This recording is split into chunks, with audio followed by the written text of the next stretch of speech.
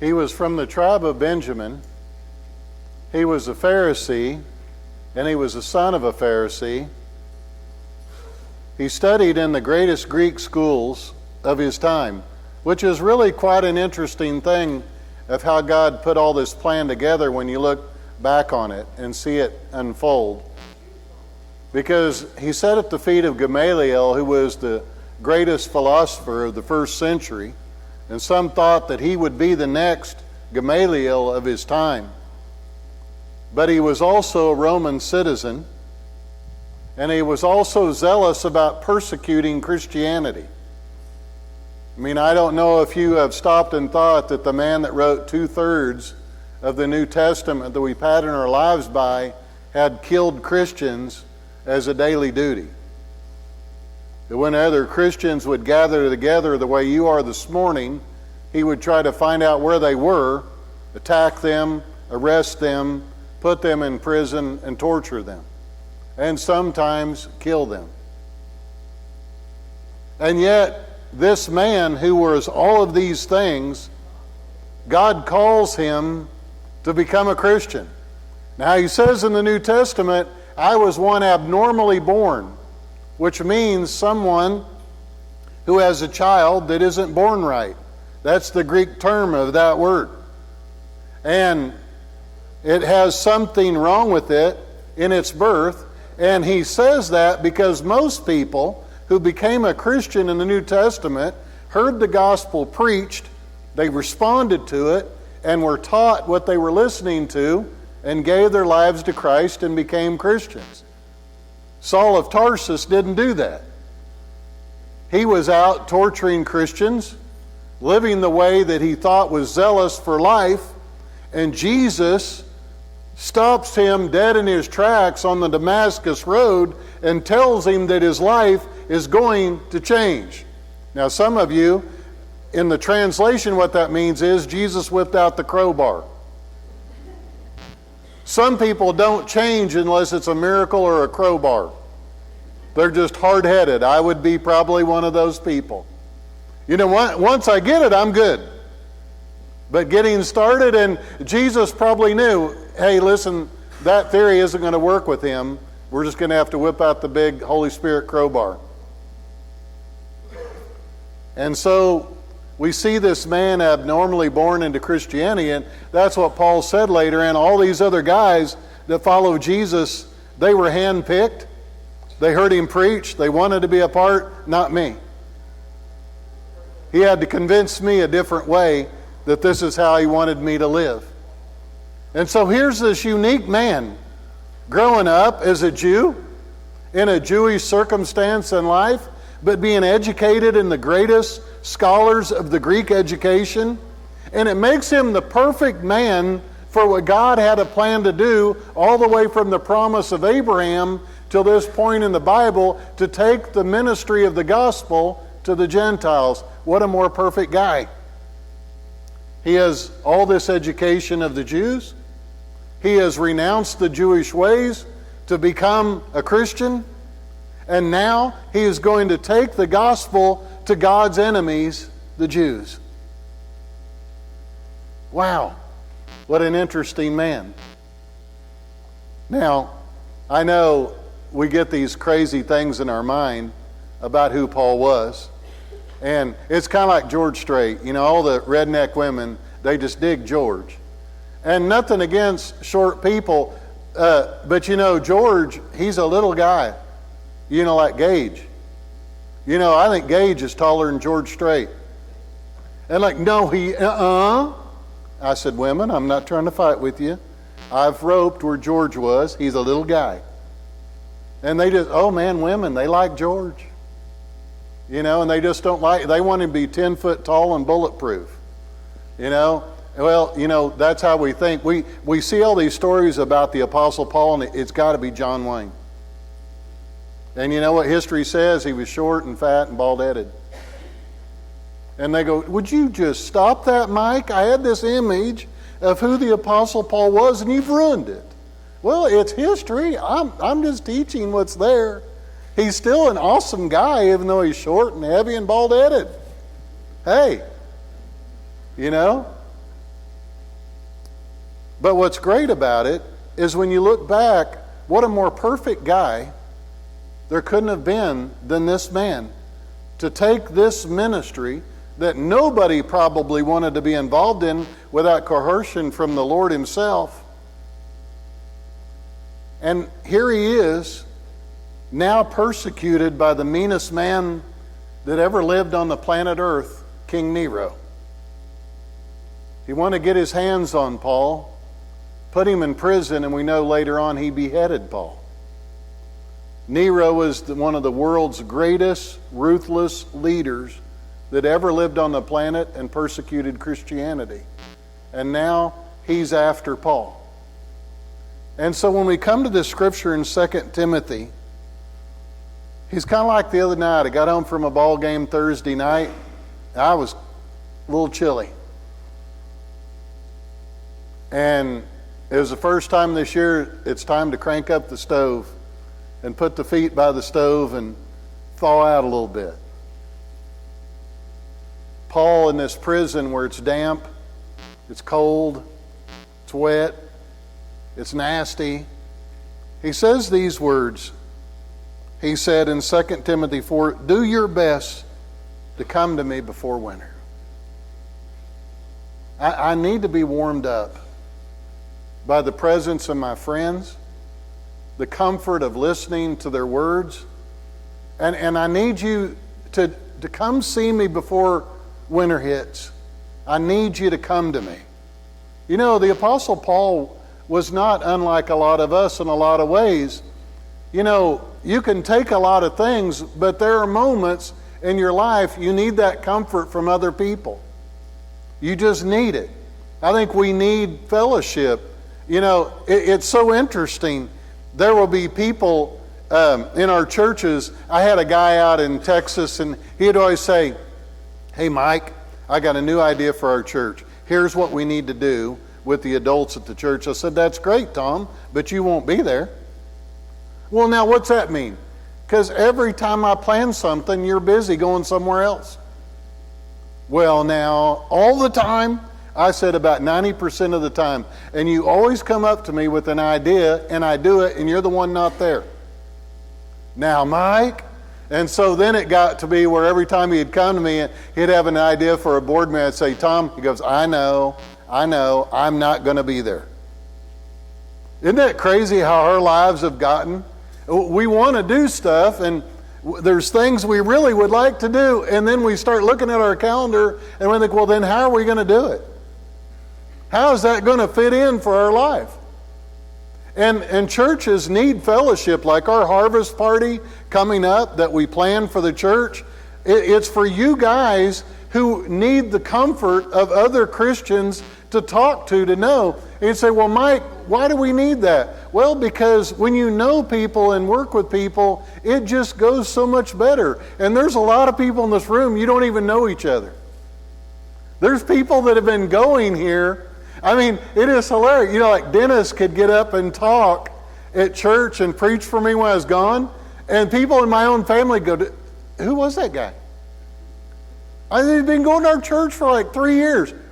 "Really?" I'm like, wow, you're just right across the room.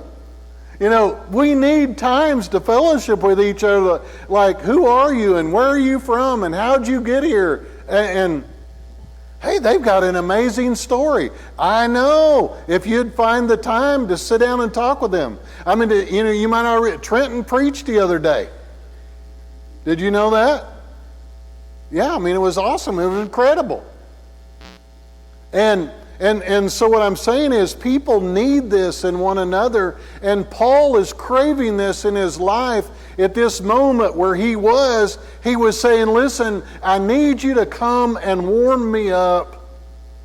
It's like drinking a cup of warm coffee when you're cold. He needed that fellowship to build him up inside.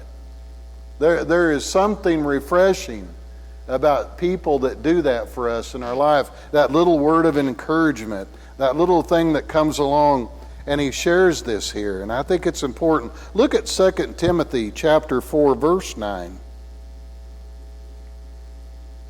"Do your best to come to me quickly. For Demas, because he loved this world, has deserted me and gone to Thessalonica. Crescens has gone to Galatia. Titus to Dalmatia. Only Luke is with me. Get Mark and bring him with you, because he's helpful to me in my ministry. I sent Tychicus to Ephesus. I long to see you. Man, there's something about the warmth of a good friend. I had a friend call me the other day that was needing some ministry advice, and we've been friends for a lot of years. And there's something about people that say things, man, you were just the right person today that I needed to talk to. Like, hey, someone wanted to talk to me. That makes you feel important, doesn't it? They wanted to see you. They wanted to visit with you and no one else. And that's got a good ring to it. I think I'll just reserve some time for that. I want to talk to somebody that has something nice to say and wants to talk to me about something that they like about me. You mean there is someone, you have one friend? Yes. And there's a comforting in that. There's a warmness that comes from it. You can talk to a lot of people, but then there's that one person. And then that one person can command your attention. And it brings a warmth to you inside. He needed that. We all need that. I think it's so interesting when you sit down and talk to people in fellowshipping as Christians, when you sit at harvest parties or places like that. For as big as this planet is, it is amazing how small it can get. I'm not kidding. I mean, at places where you go or people you may run into. Because, I was all the way out west, and I was preaching about one of the men in my home church in Cleveland, whose name is on my ordination certificate, and I was bragging about what a great role model he had been for me growing up. And this older man in my church in Texoma came up, and he says, "Is that the Ralph Franks that I know that has this son?" And yeah. And he goes, "That man has been my idol all my life. His son is my best friend." I'm like, wow, this is crazy. You go 7 hours away and meet a total stranger. Isn't it nuts? We moved 7 hours away, and our next door neighbor, guess where they were from? Elk City, Kansas. Yeah. And Cindy went to grade school with them. They're like, wow, what's God trying to say here? Slow down, pull over and park, and let's figure this out for a minute. What's God's purpose? But you know what? We're so busy in our life, it's hard for us to see it because we're moving so fast we can't see what God's trying to do. And He's trying to warm us up. He's trying to bring something into our heart or life that we need. He's trying to reach out to us and give us that warmth and trying to come to us before winter, but so often we're just so busy. Wow. Because I think people knew how evil Nero was. And I think people knew the power of God, but they knew eventually that Nero was going to get to some of the Christians, and he already was. He had burnt the city of Rome, and he had blamed it on the Christians because he wanted in his own ego to rebuild it. But he blamed it all on somebody else. And he used all those excuses to torture Christians and to bring havoc into their lives. And a lot of fine, wonderful Christian people you'll meet in heaven someday fell at the hands of this evil man. But he won't be there. He says in verse 16 that Onesiphorus was not ashamed of my chains. He was a friend, and he came and talked to me. But he said, only Luke is with me. He said, get Mark and bring him with you. Everybody has deserted me. And I've said before, and I really mean this from my heart, of all the suffering that you can do in life, I can endure physical pain. I don't like it, but I can endure it. And, that part I can understand. But the part where the whole world turned its back on Jesus, that would be the toughest part. I can endure a lot of things, but not having any friends is something that would kill me. I love my friends. And to not have a friend in the world, and for them to all turn their back and walk away, I would just soon be dead. And the Apostle Paul, he was in a down time. He said, man, listen, we've been preaching the gospel. There's been a lot of suffering. There's been a lot of trials. There's been a lot of difficulties. They know that Nero is after it. And he said, and a lot of people, they have ran for the hills. They can't take it anymore. I mean, I meet people year after year. I go to churches. I go back to churches. I go to places. Where is so-and-so? They're gone. They fell back into the world. They can't follow it. They can't handle it. They can't do it. I'm sorry to hear that. The world, it takes its toll. It pulls on people. People want this. They want that. They want to go here. They want to do this. They want to do these things. And man, the world is full of a lot of things that pull at us in a lot of ways. But I'll tell you, nothing is greater than having a great friend. I mean, remember Dr. Red Duke? He always said on television, if you go through life and you got one good friend, just one good friend, you're blessed. Some of you've got 50 friends. Some of you've got 100 friends. You're super blessed. There needs to be an urgency in our lives to need this. And I get so tickled, and it's a good thing. It's not a bad thing. But when I see some of you guys in your lives, and we try to get out there, it's so funny when I watch a party come together like at the harvest party. People will pull up out there. Oh man, I'm telling you what, I got that. Boy, we got to get that food cooking, get a drink out here. Come on, we got kids. Man, we got to go. It's good to see you. I'm like, man, you haven't even been here 5 minutes.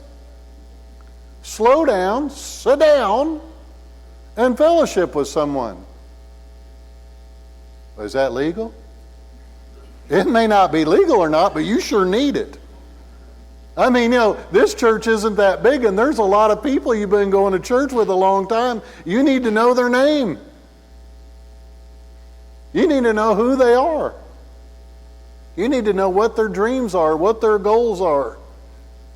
You might even be related.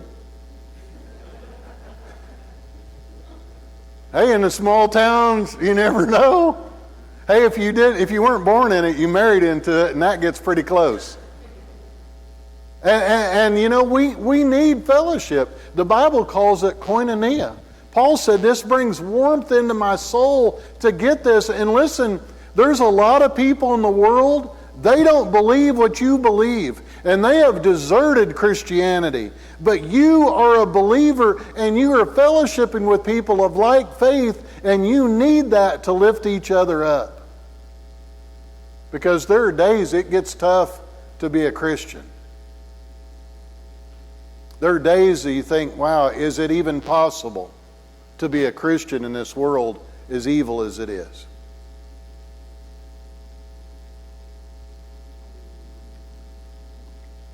He says in 2 Timothy 2:15, do your best to present yourself to God as one approved, a workman who does not need to be ashamed, who correctly handles the word of truth.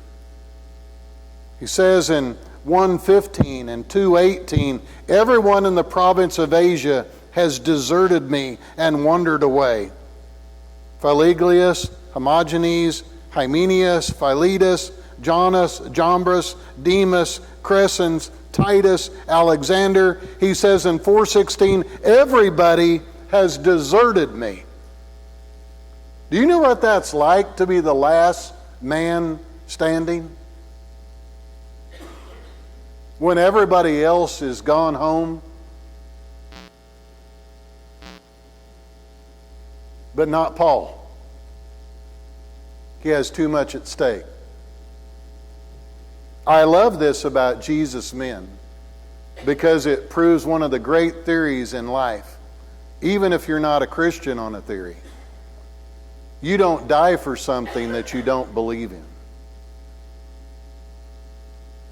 And all of Jesus' men gave their life for what they believed, which proved who they were and what they believed. Because you don't die for a lie. You die for the truth. And Paul was going to be just like those men. I'm not giving this up. Even if Nero takes my life, I'm going to keep preaching. And I mean, man, this guy was beat up, and he was tortured, and he was left for dead, and he was tortured and left for dead, and he would get up. I mean, if you had ever played sports with the Apostle Paul, he was one of those guys, you could just keep beating him up, and as you'd walk away, he'd reach up and grab you by the ankle again and say, "Is that all you got?" I mean, that was the Apostle Paul if you played sports with him. The guy was just never going to quit. He had an ability, a tenacity about him, an urgency about him that we've got to preach the gospel to a lost and dying world because we can't let Nero win.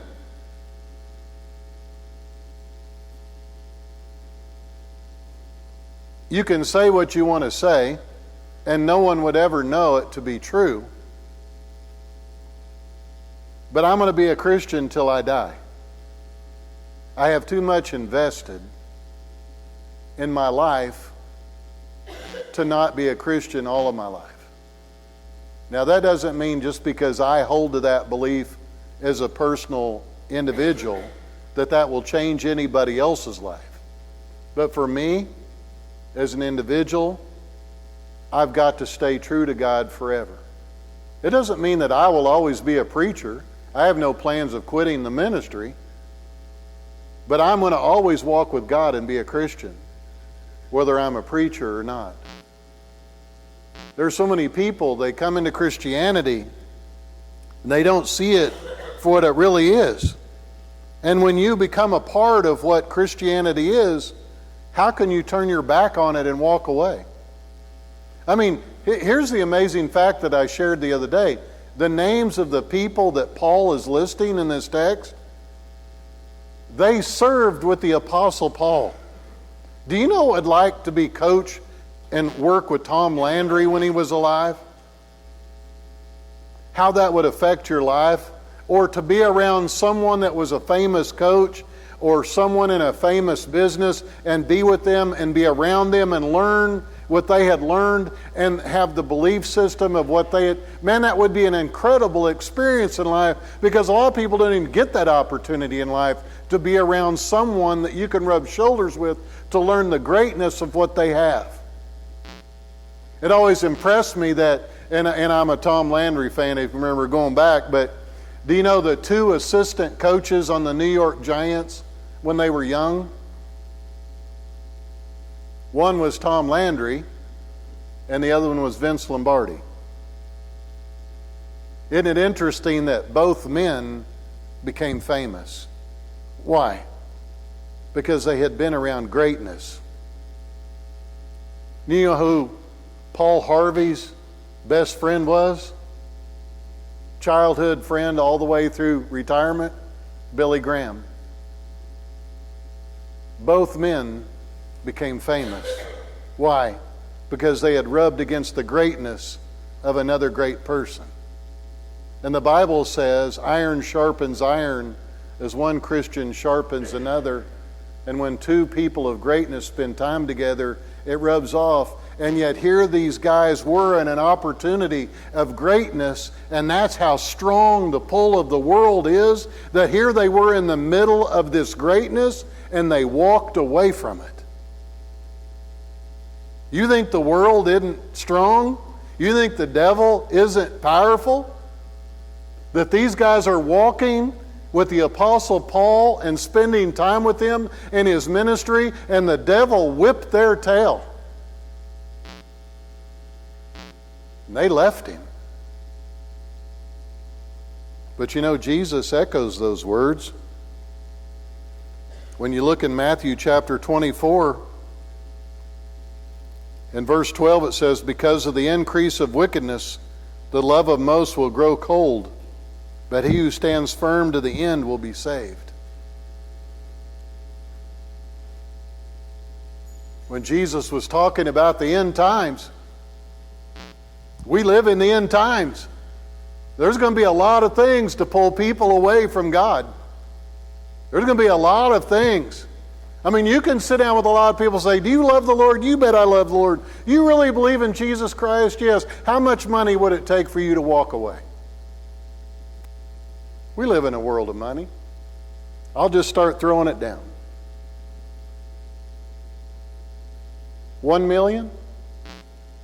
Would you walk away from Jesus for $1 million? When it can buy all the dreams that you've been wanting? 2 million? 3 million? How much do I throw down before you walk away? You think the devil isn't powerful?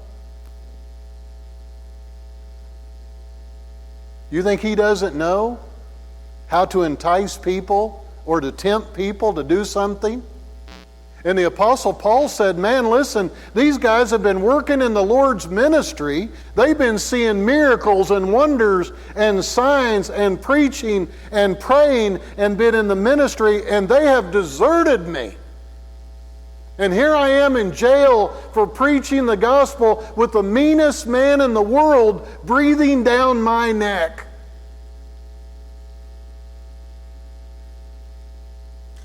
But he said, would you find that good? I got this friend out there. I know that he's standing firm. And I need to spend time with someone else that is standing firm, not running away.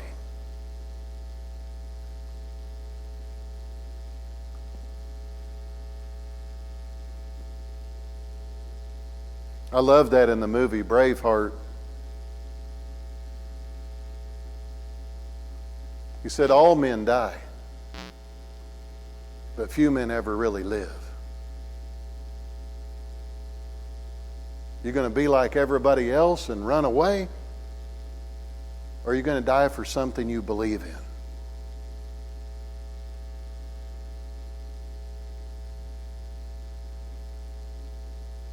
Boy, that's a powerful line. Puts all of us right there in life about the decisions, who we want to be. Man, in 4:16, the Apostle Paul says, but the Lord stood at my side. Every one of us need to memorize, the Lord stood at my side and he gave me strength so that through me the message might fully be proclaimed. Think about all the people that the Apostle Paul had preached to, had witnessed to, had been an example to. If he were to cash it in and walk away, what would happen to their lives? He wasn't going to do that. He said, I have been beaten, I have been tortured, I have been left for dead. I am not going to give up now. And here he was in a prison. They had different types of prisons. You know, there were people that were put out in the community. There were people in a lesser cell where they could have more light, more food. And there were places where they put the worst criminals in the darkest, deepest parts of the prison where there was not much daylight, not much anything but filth and discomfort. And that's usually where they stuck Paul, because he was a threat to the Romans, because people were listening to him. He carried with him a power that came from God, and it bothered people. He says, do your best. Isn't it interesting?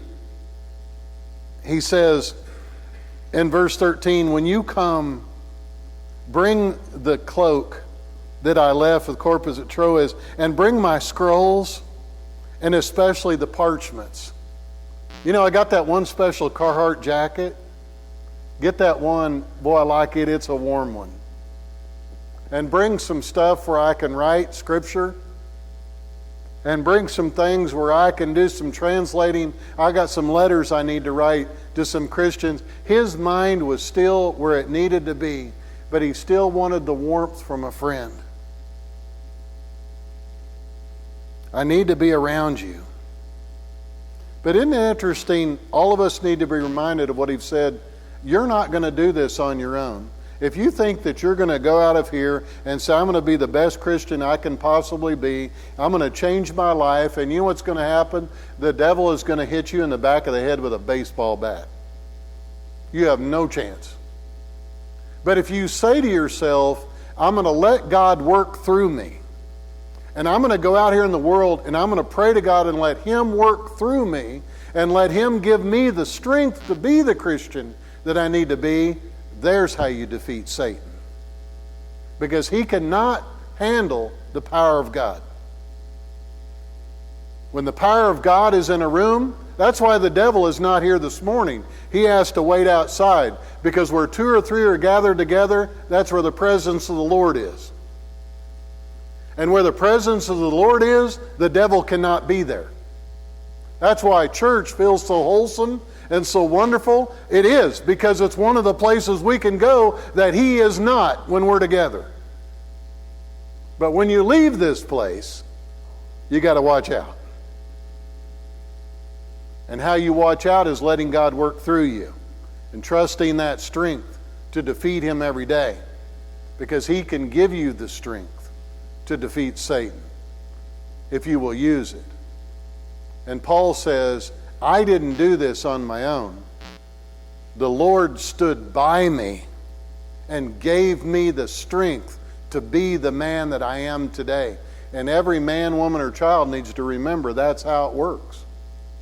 You don't do this on your own. You do it through his power inside of us. None of us are guaranteed tomorrow. None of us. Winter's on its way. The cool front we've had reminded us of that. Some people have probably looked around, knocked the dust off the filters, knocked the dust off the heaters, and got the jackets out and shook the spiders out of the sleeves and cleaned them up a little bit and thought, winter, it's on its way. And Paul said, Tim, I need you to come before winter and give me some comfort in my life so I can make it. Because I got an evil man breathing down my neck. It's kind of discouraging. And I need the warmth that comes from talking to a good friend. When that good feeling that when they drive away and you go to bed that night and there's just a peacefulness that comes from that conversation. That you just feel wholesome about it. You feel good about it. For the first time, it's one of the best talks you've had with anybody in a long time, because it's a good friend. You don't have to qualify yourself. You don't have to defend yourself. It's a friend that loves you no matter what. And they understand what you're going through because they're going through it themselves. There's a lot of reasons in this world to keep you from being a Christian. There's a lot of reasons to give up Christianity. But I'm going to tell you something. The only people that care about changing this world is not Donald Trump and Hillary Clinton. It's the people who belong to God's church throughout the world, who genuinely care about changing this world. And if you give up, and if you quit, there's a lot of people out there counting on you. There's a lot of people that need you. They may have no direction in life. And what did Jesus say? Yes, the love of most will grow cold, but what did he say? It's the people who stand firm to the end that will be saved.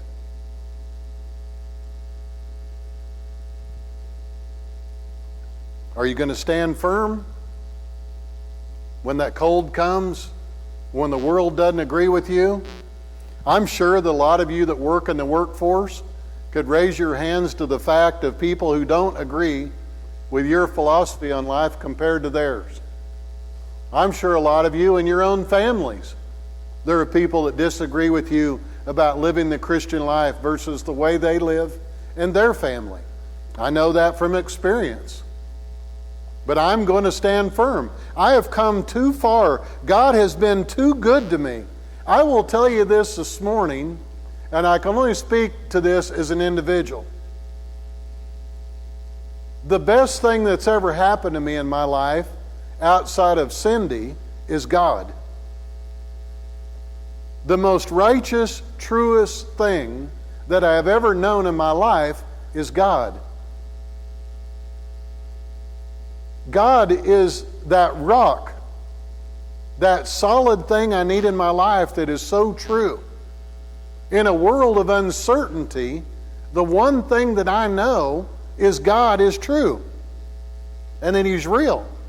And He's not going to force anybody to follow Him that doesn't want to.